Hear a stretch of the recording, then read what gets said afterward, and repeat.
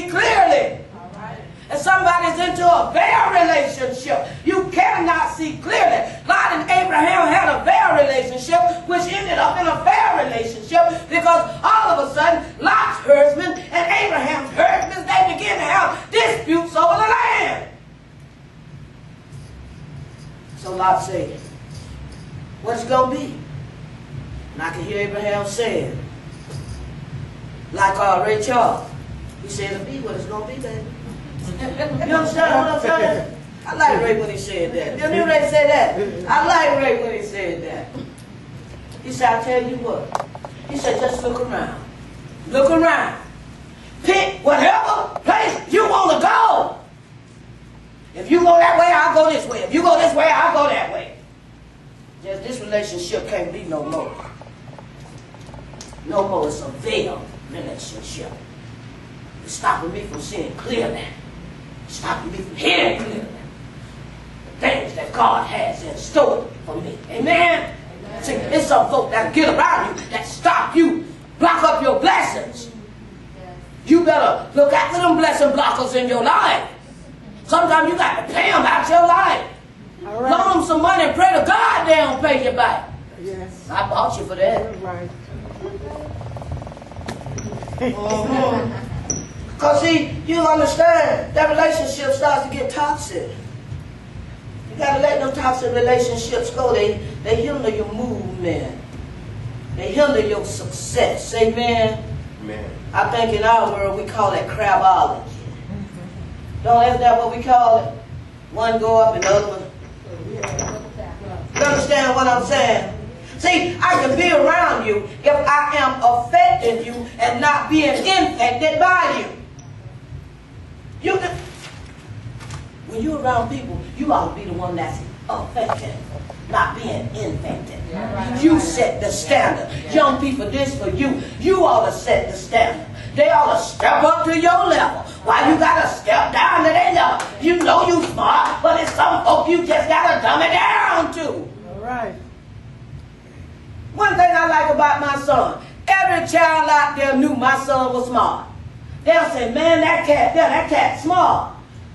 He's smart. He in the IB because he was never embarrassed of his grades that he got. All right. They walked up to him one day, IB. What's IB? He said, it means I'll be your boss one day. I said, that's my boy. Huh? Yeah. Ain't nothing wrong with being intelligent, Junior. Y'all players, ain't nothing wrong with making A's. Don't act like you're dumb because your friend made these. And if you're an A, let me tell you something. You ain't got no business hanging out with these students. That's right. Huh? They will bring you down. Huh? Talk to your children. Find out about your children and who they're hanging out with them and the kind of grades they're getting. Okay? Because they'll bring them down. Yes, they will. Oh, yes, they will. Yes, they will. Jazz, you ought not to be hanging out with them dummies in school. Jazz and Jazz. Y'all smart girls. Bring them up to your level. Y'all come to church. Bring them to church with you sometime. What happened to Amber? Where your friend Amber at? Y'all ain't friends no more? Huh? Her grandma won't let her come because she was hearing too much of the truth. That's all right. We'll pray. I'm right back up in here. Ain't nothing grandma could do about it. As long as she in some church, it's all right with me. But I want y'all to still be friends. Y'all can be friends, can't you? Tell her Jesus love and we miss, okay? Amen. I thought that was the case pretty much. Amber liked it here. Tell Amber we miss her. Amen. But be obedient to her parents, okay? Amen. You know, it's sometimes when Moses, I'm inclined to believe, when he was praying for these people and carrying on, getting in God's face about these people, and they would still just be acting all crazy and stuff, I think Moses should have pulled out that hard card. Every now and then you got to pull the hard card out. And you just got to get that hard card out and you got to read that hard card. Let me tell you what the hard card say. Get out, get in, or get ran over.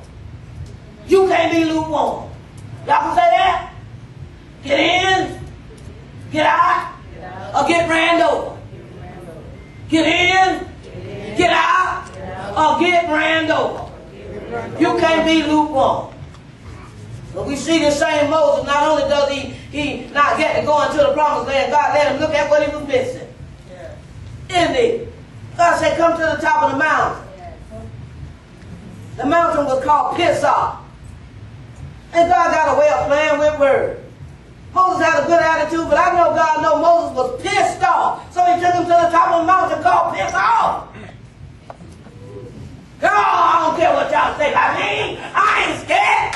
You ready? The mountain was pissed off. Moses was pissed off.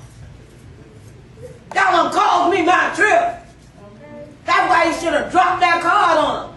Get in, get out, and get ran over. God said, look to the north. Look to the south. Look to the east.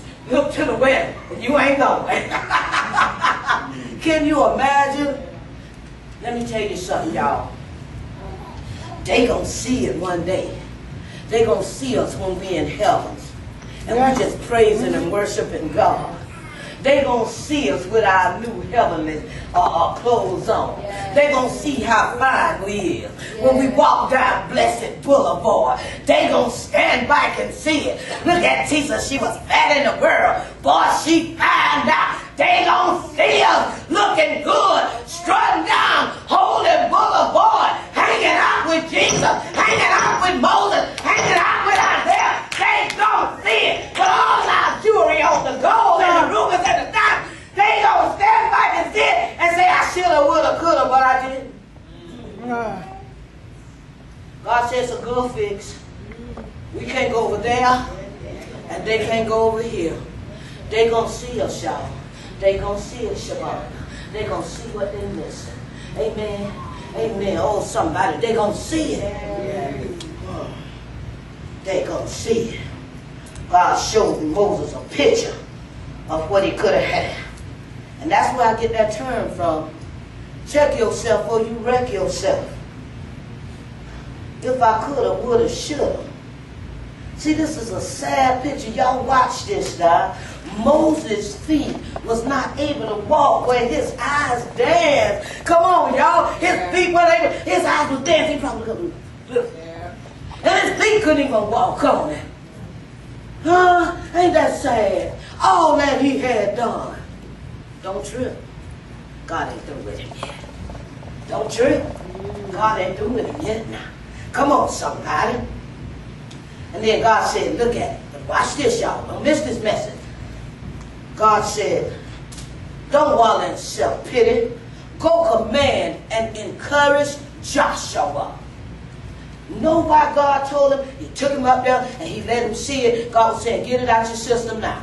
I'm taking you to the mountain of pissed off because I know you're pissed off. You're just scared of me and you ain't going to tell me you're pissed off. So I'm going to let you get it out your system. See, some people mad at God and they're scared of God, but then they just holding on the inside because they're scared to try God. God looking for you to try him, looking for you to just go on and get it out and say, God, I'm mad at you, and let him deal with you. And you walking around with all that angerness and all that bitterness in you because God didn't give you the husband that you thought you should have. Because God didn't send your child to the university you wanted him to send you to. Because God didn't keep you. We get mad at God by relationships. Yes, we do. Because that baby died. And you said, God, that child should live. You're living in glory with God. And some of us is walking around pissed off at God today. And then you pissing other people off at God because you walk around talking about his children. Them Christians, hypocrites. Them Christians ain't all that. Church ain't this. Church just wants your money. You mad? Get that mad to yourself. Quit infecting everybody else.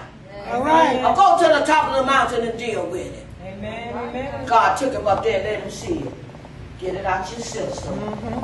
Now go and preach the word. All right. Go preach. He put him to work quickly. He put him to work quickly. See, when you get mad, you ought to do something quickly. Because all you do is stew in your anger. And as you stew in your anger, you stink in your demeanor. You stink in your conversation. You stink in your service. When you get mad, get up and go serve. That lady told me, say, when I came to your church, she said, if you wouldn't have put me to work quickly, I wouldn't have stayed there. I know it. And that's why when she tried to sit down on me now, I don't let her. I have to keep her working. I really do. I have to keep you working. See, an idle mind, watch this. What your mama told you about an idle mind? It's a devil's workshop. My mama always told us that. When you sitting down idle, the devil